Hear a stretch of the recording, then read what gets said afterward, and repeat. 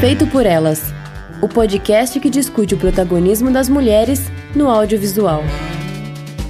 Olá, eu sou Camila Vieira e estou aqui novamente com a nossa convidada especial, a jornalista e crítica Camila Henriques, que já participou de alguns programas do Feito por Elas. O mais recente foi o episódio sobre a série Pacto Brutal. Seja bem-vinda novamente, Camila, minha xará. Conta para os nossos ouvintes um pouco sobre o seu trabalho, o que você faz. Oi, eu estou muito feliz de voltar ao Feito por Elas e mais uma vez num programa de Camilas. Para quem não me conhece, eu sou jornalista, crítica de cinema afiliada à Abracine e tenho alguns podcasts como Biscoiteiras, que fala da temporada de premiações, o Laguinho da Joey, que é sobre Dawson's Creek, e o Sábado Sem Legenda, que é sobre aqueles filmes que são a cara do sábado à noite na TV aberta. Muito bom. A gente vai deixar aqui na postagem todos os links para quem quiser acompanhar o trabalho da Camila Henriques. E antes do programa, nós queremos agradecer as nossas queridas madrinhas Carolina Roncone, Letícia Santinon, Lorena Luiz, Isadora Oliveira Prata, Elga Ornelas, Larissa Lisboa e os nossos madrinhos Thiago Maia e Pedro Dalbó. E você já sabe que para fazer esse podcast chegar até você, nós temos vários custos de produção. O Feito por Elas fechou parceria com o app Orelo, que tem uma plataforma de financiamento coletivo. E se você gosta do nosso trabalho e quiser nos apoiar, acesse orelo.cc/feito por elas ou o próprio app da Orelo. Outra forma de nos ajudar é escutar o nosso podcast pela Orelo e recomendar para os amigos, família, vizinhos e, enfim, para qualquer ouvinte.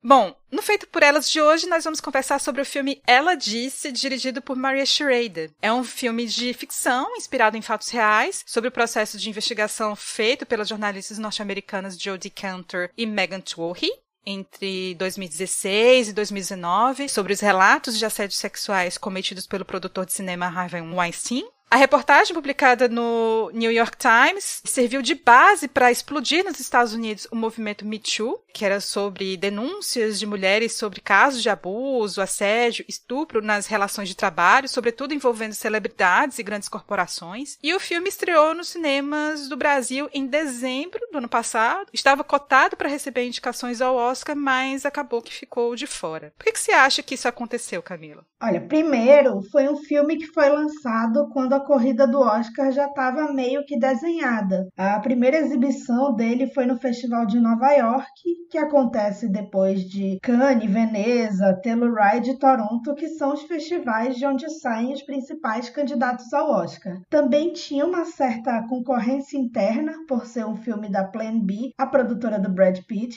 Sim, o mesmo Brad Pitt que fez filme com Weinstein. E essa Plan B, ela já tinha um candidato mais forte ao Oscar, que é o Entre Mulheres. Os dois filmes têm temas em comum, além de títulos parecidos em inglês, e são dirigidos por mulheres. O Entre Mulheres é da Sarah Polley. E a gente sabe que para um filme dirigido por mulher se destacar já é difícil. E quando tem a concorrência de outros filmes dirigidos por mulheres, é um caminho mais complicado, porque parece assim que só pode votar em um filme dirigido por mulher, né? O exemplo disso é o que aconteceu com A Mulher Rei, da Gina Prince Bythewood, que foi um sucesso absoluto, chegou a aparecer em algumas premiações, mas não chegou ao Oscar. E aí ainda é o caminho mais delicado, porque é uma diretora preta, né? O filme também, Ela Disse, foi um fracasso de bilheteria, o que dificulta na repercussão. Mas, por fim, eu acho que a indústria ainda não está pronta para tocar nesse tema do Harvey Weinstein e encarar as suas várias hipocrisias. E eu não falo nem só do Brad Pitt produzindo, porque ele continua um nome celebradíssimo, e isso em meio a um registro de violência doméstica contra Angelina Jolie, que veio à tona, né, durante a divulgação desse filme, um pouco antes da divulgação desse filme. Mas também, assim, as pessoas da indústria continuam fazendo fila para trabalhar com David O. Russell, só para citar um nome bem problemático. Sim, inclusive o nome do Brad Pitt, ele aparece em algum momento no livro, porque eu acho que na época ele tinha uma relação com a Gwyneth Paltrow, né? E a Gwyneth Paltrow estava com muita dúvida se ela falava ou não, acabou não falando na primeira reportagem, quando teve uma repercussão, aí depois ela falou e tudo, e a Gwyneth Paltrow tinha dito para ele, na época que aconteceu esses abusos, né, esses assédios do Weinstein com ela tinha falado para ele, enfim, aí ele tinha tentado conversar conversar com boas pessoas, mas o negócio meio que não resolveu muito, mas só pra dizer que ele é um nome que é citado no livro, né? No filme não aparece. Então o filme, ele é a adaptação, né? Feita pela roteirista Rebecca Linkowitz, acho que é assim que se fala, desse livro-reportagem de mesmo nome, que foi escrito pelas duas jornalistas, a Jodie e a Megan. E antes de ver o filme, eu cheguei a ler o livro, e eu confesso que foi um livro que não me bateu muito forte. Eu imaginava que seria um livro mais emocional, por conta da dureza dos relatos, e pelo contrário, ele é um livro extremamente objetivo. A gente sabe exatamente os detalhes de como foi a investigação, mas o livro, ele não aprofunda de que maneira essas jornalistas foram afetadas emocionalmente por essas informações que estavam recebendo, e se elas, como mulheres, não se sentiram de algum modo tocadas ou desconfortáveis, né, pelo que estava ali sendo relatado. Eu entendo que isso faz parte de uma visão do compromisso e da impessoalidade jornalística norte-americana, de não demonstrar envolvimento pessoal com o que está sendo apurado, mas ainda assim não deixa de ser um pouco decepcionante. E é bem diferente do filme, que consegue trazer esse ambiente familiar das repórteres, o cotidiano com o marido e com os filhos. Você chegou a ler o livro, Camila? O que você achou dessa comparação? Olha, eu gosto muito do fato do filme mostrar as repórteres nas suas vidas familiares, porque a gente entende, assim, como vai afetando, né? Como o medo que elas vão sentindo, enfim. Como jornalista, a gente acaba se identificando um pouco mais também. Mas sobre o livro, eu não li Ela Disse, mas eu li o livro que foi sobre outra reportagem que saiu naquela época do Ronan Farrow. Ele escreveu um livro muito bom chamado Operação Abafa, ou em inglês é Catch and Kill. Eu li em inglês antes de lançarem a versão brasileira, porque eu estava muito interessada na história e na visão do Farrow. Vale lembrar que ele é filho da Mia Farrow e do Woody Allen, e ele inclusive menciona isso tanto no livro quanto em entrevistas, quando ele fala dessa produção jornalística, porque a Dylan, a irmã mais nova dele, já relatou por várias vezes, né, o abuso sofrido por ela quando era criança por parte do pai, e o Ronan sempre foi muito vocal para defender a irmã. E, ao mesmo tempo, eu acho muito interessante, e o filme meio que toca nisso, né, que ele acabou levando todos os louros pelo caso Weinstein, né? Todo mundo envolvido, a Jodie e a Megan, ganharam o Pulitzer, ele também, né? Mas foi ele que meio que tomou a frente, que ganhou todo o destaque, até por ter essa história familiar, e também porque ele era um correspondente de uma grande emissora que matou a história do Weinstein quando ele tentou produzir pela primeira vez. Mas, assim, eu tenho uma visão maior, por conta disso, do lado do Ronan Farrow. E o livro dele tem essa narração em primeira pessoa e até nos ajuda a entrar na história. Ainda é mais frio que, sei lá, um Caco Barcelos, até por questões culturais e também pelas esferas de poder, né, com as quais ele lida nesse processo jornalístico dele. E é curioso como o filme começa com uma cena que traz o passado da Laura Madden, em uma espécie de prólogo. A Laura Madden, que era uma assistente, né, do Harvey Weinstein. É uma sequência que mostra o encantamento dela ao ver um set de filmagem, depois corta pro plano dela correndo, chorando e desesperada. A Laura foi uma das poucas mulheres que não fez acordo com Weinstein e decidiu falar tudo, mesmo durante um momento de fragilidade, porque ela estava passando ali por um tratamento de câncer. Como é que você interpreta essa estratégia do filme de escolher a história da Laura para a abertura? Isso já mostra que, por mais que o filme seja do ponto de vista das jornalistas, ele também quer contar as histórias das sobreviventes. Ele quer que a gente conheça essas mulheres, né? Diferente de um Spotlight, por exemplo, em que a gente vê muito mais do ponto de vista dos jornalistas, né? É interessante que ele mostra o antes e o depois, né? Como tu falou, do encantamento e depois o desespero dela correndo. E aí ele já pula pro presente, nos levando a Megan, que tá tentando contar uma outra história famosa de abuso, que é a do Donald Trump, e ali a gente já começa o filme com uma sensação de derrota, né? Porque as mulheres têm as suas vivências derrubadas pelos homens, sobretudo aqueles em posição de poder. A Megan contou a história, a mulher entrevistada teve a vida ameaçada e nada adiantou, porque o Trump virou presidente. Apesar disso, E até mesmo por causa disso, no sentido dele ser um espelho desses homens de bem, entre aspas, que a gente infelizmente conhece tão bem aqui na política do Brasil. Aí a gente traça um paralelo entre o passado com a Laura e presente com a Carey Mulligan, e a gente percebe que não é uma história de triunfo. E são vários flashbacks ao longo do filme, né, que mostram e enfatizam o quanto essas mulheres são sobreviventes, mas que carregam essa marca, né, do que aconteceu com elas. Sim, e é importante lembrar que o livro Ela Disse aborda não só as investigações dos casos que envolvem o Weinstein, mas também a apuração anterior do New York Times em torno dos abusos feitos pelo Trump, né? Isso aparece brevemente ali no início do filme, como você falou, Camila, e termina com as investigações sobre os relatos de assédio e estupro feitos pelo juiz Brett Kavanaugh,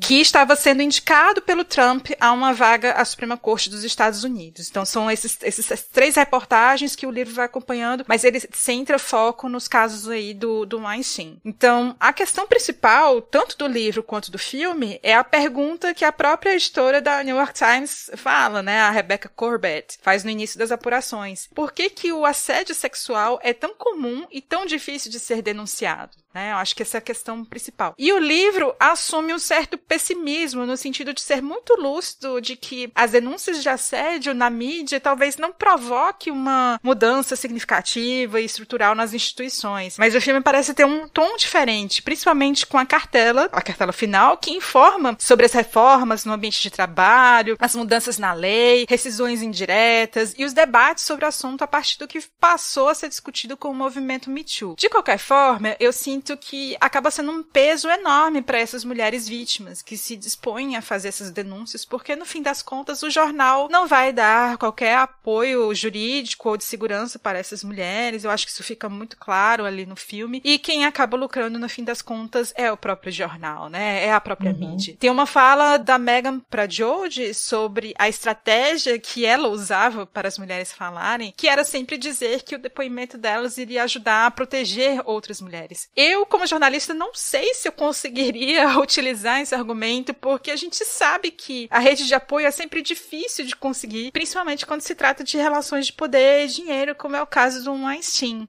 Como jornalista, eu provavelmente me sentiria muito mal, porque por mais que eu desejasse que esses relatos viessem à tona, e entenderia que seriam relatos muito importantes para as outras mulheres também, eu me sentiria péssima em acompanhar como a repercussão disso afetaria de fato a vida dessas mulheres. Eu sei que você também é jornalista, e como é que é essa questão para você? Olha, é um questionamento muito válido. No caso delas, eu acredito que seja uma sensação agridoce, né? Principalmente para Meghan, que teve a experiência negativa com a reportagem denunciando Trump, mas ao mesmo tempo você percebe que elas tentam focar nos acordos, né? Tanto que a Meghan insiste muito para conseguir o número certo de acordos, e isso vira o título da reportagem, né? Em português, mais ou menos o título da reportagem é: Por décadas, Harvey Weinstein pagou denunciantes de abuso sexual, né? Ele pagou para que elas ficassem caladas. Aí o filme ainda destaca a ironia, né? E a matéria também destaca a ironia de uma das aliadas dele ser a advogada Lisa Bloom, que é filha da também advogada Gloria Red, que era um ícone feminista, que atuou em várias causas famosas relacionadas aos direitos da mulher. E eu gosto, nesse sentido, eu gosto do fim, que tem uma volta ao passado, mais uma volta ao passado, com essas mulheres levantando no dia seguinte e tendo que viver suas vidas, porque infelizmente é assim.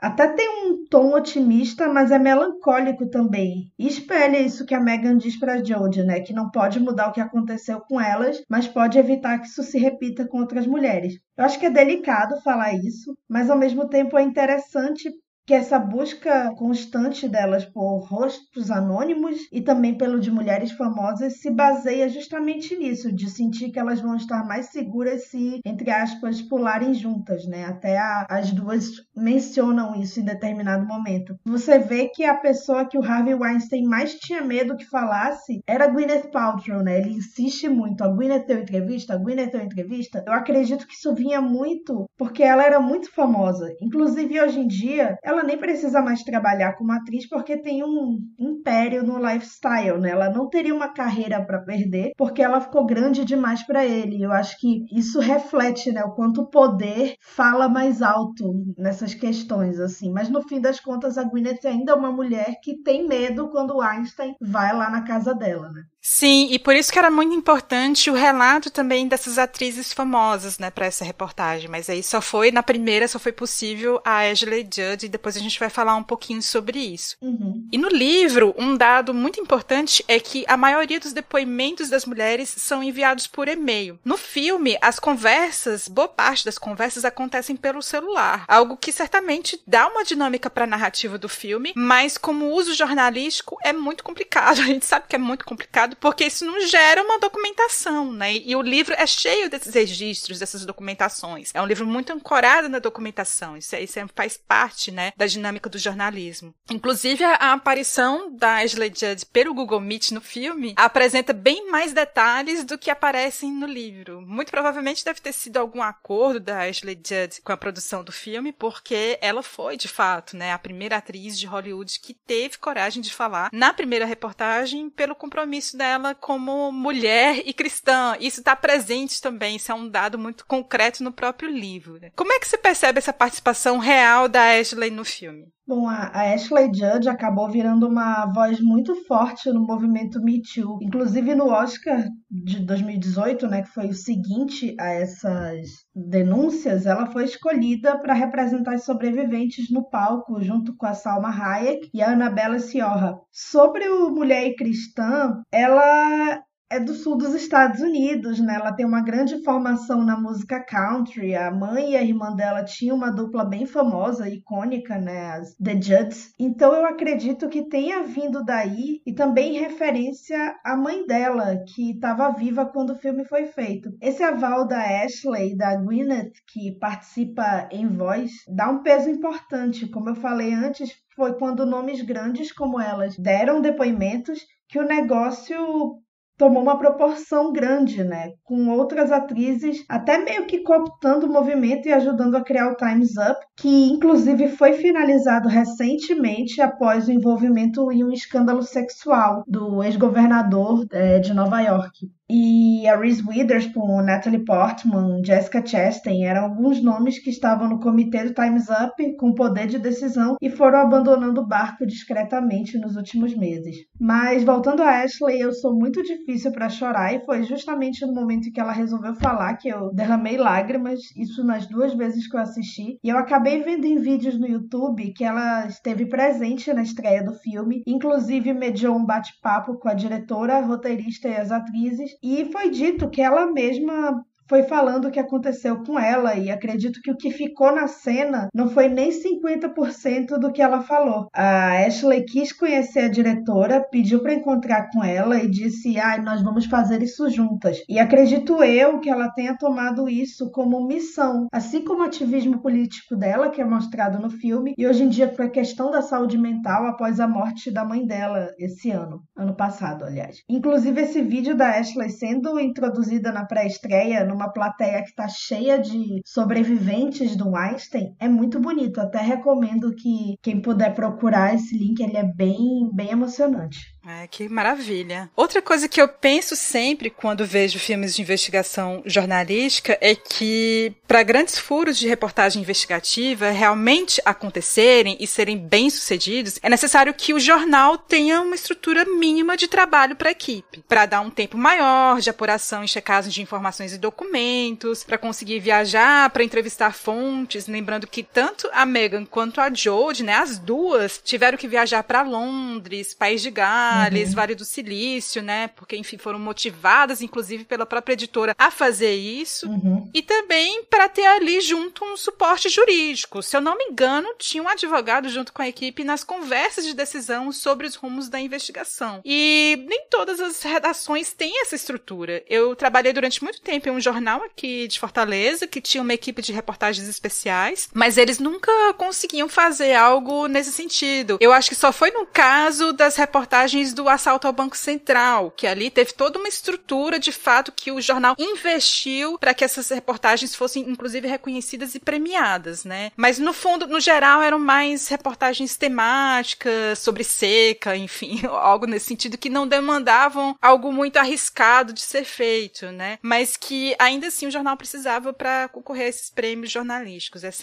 Tem sempre essas equipes para que isso aconteça, né? E dar o reconhecimento e o status para esses jornais. E o New York Times, ele tem essa estrutura necessária. Inclusive, só uma observação, o filme foi gravado dentro da redação do New York Times, que estava esvaziado na época por conta da pandemia da Covid-19 e as equipes estavam trabalhando no remoto. Então, foi possível, né, filmar o filme todo dentro da própria redação do New York Times. E para você, Camila, isso seria uma realidade bem diferente da maioria das redações brasileiras? Nossa, 100% diferente. Eu trabalhei por muitos anos em uma empresa de jornalismo grande, mas mesmo para mim, essa realidade dos Estados Unidos, né, do New York Times, não chega nem perto. Aqui a vida real é não ter carro para ir para a pauta e precisar apurar por telefone, não por questões de segurança ali ou praticidade, como é no livro, né, que você citou, mas assim, porque não tem outra forma, né? E você tem que lidar com sucateamento, acúmulo de tarefas e não pode se dedicar a uma grande reportagem simplesmente porque não há tempo, assim. Aqui no Amazonas, de onde eu sou, tem uma questão assim que não dá para fazer essas viagens rápidas porque são distâncias muito grandes e passagens para o interior do Amazonas são caríssimas. É o preço de uma passagem de uma viagem internacional, assim. Então, tem essa questão, não é tão simples assim. E quando eu fazia materiais mais aprofundados, eu ia trabalhar no meu dia de folga e aproveitava que não teria outras demandas por estar de folga para me dedicar. E eu não tô glamourizando isso, gente, eu fazia isso por minha conta e risco, ninguém me obrigava a fazer isso, era só porque eu queria mesmo. E, enfim, não façam isso.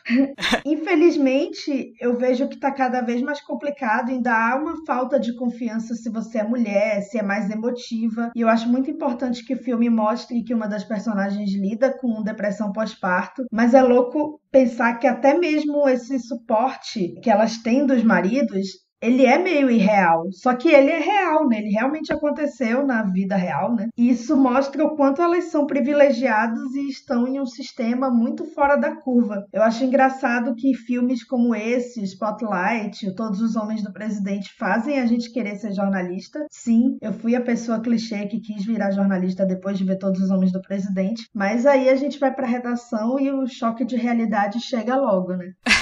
É verdade, também são filmes assim que me marcaram muito, mas eu acho que é preciso criticar um pouco essa romantização, né, e entender que sim, isso foi possível acontecer em algumas redações porque se tinha estrutura com isso, mas isso não é, enfim, né, a realidade geral de qualquer redação. E aí um detalhe que me surpreendeu de forma positiva é que o conteúdo dos relatos de agressão e assédio não são transformados em cenas de reconstituição no filme. Quando as mulheres relatam o que aconteceu ali dentro da narrativa do filme, o que é mostrado são corredores de hotéis, quartos e banheiros vazios. Que sensação isso passou para você, Camila? Eu gosto da sugestão e para mim ela foi muito angustiante, porque você imagina o que está acontecendo dentro dos quartos, a gente conhece as histórias relacionadas ao Weinstein, né? E o vazio nos corredores é desesperador, porque mostra que as vítimas não têm a quem recorrer. E a ideia do corredor de hotel, ela é assustadora por si só, né? Vi de filmes como O Iluminado. E eu queria aproveitar para elogiar o design de produção, a montagem e a fotografia, que contribuem muito para esse ambiente sufocante. Isso pode ser sentido também quando a Jodie anda sozinha à noite na rua, ou vai encontrar uma fonte, um restaurante quase que na penumbra. E eu também gosto de que eles não mostram Harvey Weinstein, eles mostram ele de costas.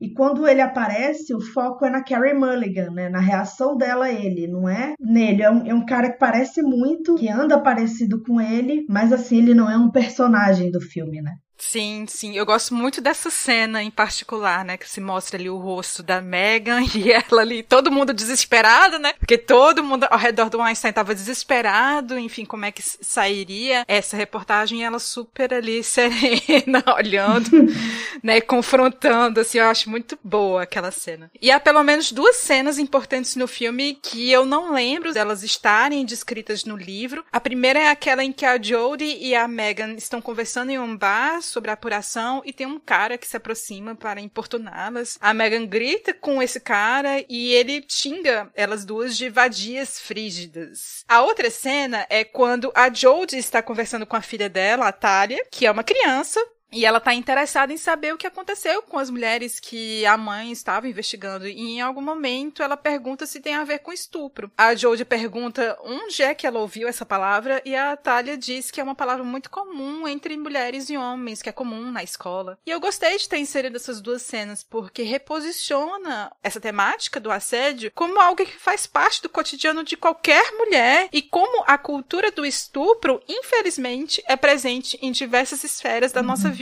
E não apenas como um dado de algo que elas estavam ali investigando. O que você achou dessas duas cenas? Essas duas cenas são muito fortes. A primeira, que você citou, bate muito em mim, um lugar pessoal, e que até remete um pouco a um outro filme da Carey Mulligan, o Bela Vingança. No meu caso não aconteceu nada, mas a palavra frígida me dá um calafrio porque ela foi usada na época, né? E na segunda vez que eu assisti ao filme, a primeira eu assisti sozinha, a segunda vez eu assisti com o meu noivo, e a gente precisou pausar porque ele conhece a história e ele ficou muito mal também. Não é o efeito que o filme quer, mas eu queria fazer esse parênteses, né? Até para mostrar que essa é uma agressão que acontece todos os dias, a toda hora, e que ser mulher e principalmente estar sem um homem do lado, te coloca nesse lugar vulnerável, né? Até porque quando você vê, elas estão no bar às 3, né? Não tem nenhum homem com elas, né? Aí eu volto também aos momentos em que a Maria Schrader mostra a Jodie andando sozinha à noite. A gente fica aflita porque 1000 cenários ruins vêm à cabeça e aí tem um carro passando perto dela e o medo aumenta, enfim. E esse diálogo dela com a filha mostra realmente a banalização dos temas e também como a internet os coloca de forma acessível, né? Porém, totalmente sem filtro para qualquer pessoa. Jodie ainda controla o uso de Netflix por parte da filha, mas ela não pode controlar as interações dela com outras pessoas, independente de idade. Isso é assustador, assim. A gente vê que as coisas, elas podem até mudar de figura, né? Mas elas não são curadas 100%. E a gente fica se perguntando, né, quais são, de fato, as mudanças estruturais que vão acontecer, né, a partir, enfim, né, das explosões, dessas reportagens, né, a gente sabe que cada vez mais surgem reportagens, né, com essas denúncias e tudo, mas até que ponto isso modifica estruturalmente toda a situação, né, que está acontecendo. Então, é uma reflexão que eu fiz muito quando eu li o livro e continuo fazendo depois que eu vi o filme, e é uma coisa que a gente não tem uma resposta, né.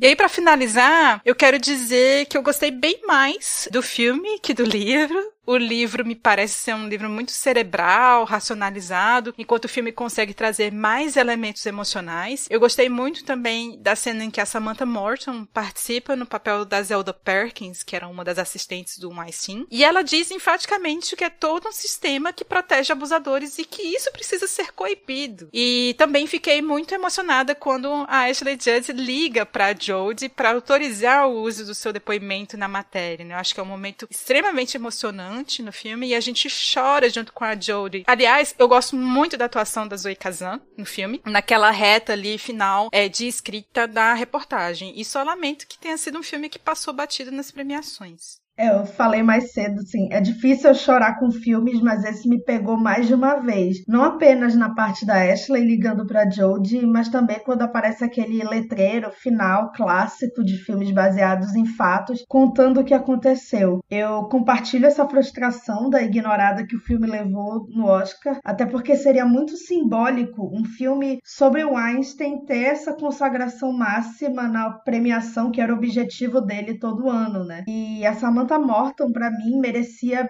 demais uma indicação ao Oscar de atriz coadjuvante. A raiva dela naquela cena é muito real, assim, você sente em cada palavra que ela fala. E a Carey Mulligan chegou a aparecer no Globo de Ouro e no BAFTA, mas naquela fraude de categoria como atriz coadjuvante, porque hoje em dia não conseguem mais fazer como quando foi com Thelma e Louise, que teve as duas protagonistas indicadas na categoria principal. Aí os estúdios preferem tentar uma indicação mais certa em coadjuvante para uma e atriz principal para outra, como ocorreu com Carol, do Todd Haynes, uns anos atrás. Sim. E, de qualquer forma, é triste que o filme não tenha conseguido nenhuma indicação em roteiro adaptado. Eu acho, no fim das contas, uma produção muito elegante. E aí eu queria parafrasear meu amigo crítico Diego Quaglia, que disse que é um filme que remete muito aos grandes filmes dos anos 70 e anos 90, aquele cinemão bem feito e que não consegue mais ser realizado fora do escopo de Oscar, né? Porque os cinemas estão tomados por filmes evento, né? Verdade, é uma boa observação do Diego, um abraço pro Diego, mas também eu acredito que seja aquilo que você falou lá no início, Camila, que a indústria do cinema ainda não esteja preparada para enfrentar a questão do assédio que é permanente e continua protegendo os abusadores. Mas, mesmo fora do Oscar, fica aí a dica para os ouvintes assistirem. Ela disse. Siga o Feito por Elas nas redes sociais, no Twitter, Instagram, Facebook e Letterboxd Feito por Elas. Avalie no iTunes ou no aplicativo da sua preferência. Todas as referências que a gente falou ao longo do programa estão com links no post. Além do site, do feed, os programas estão disponíveis em todas as plataformas de podcasts e também estamos no YouTube. Você pode entrar no nosso grupo do Telegram, que é conhecido como o melhor lugar da internet para conversar sobre qualquer coisa e não só sobre cinema. Mande seus comentários pelo nosso e-mail contato@feitoporelas.com.br ou no nosso site feitoporelas.com.br. E o nosso próximo programa será o especial Mulheres no Oscar desse ano. Muito obrigada pela audiência e até o próximo programa. A pesquisa, pauta e roteiro é de Camila Vieira e Camila Henriques. Produção do programa e arte da capa, Isabel Wittmann. A edição é de Domênica Mendes. Vinheta de abertura composta por Felipe Aires. E a locução da vinheta é da Débora Garcia.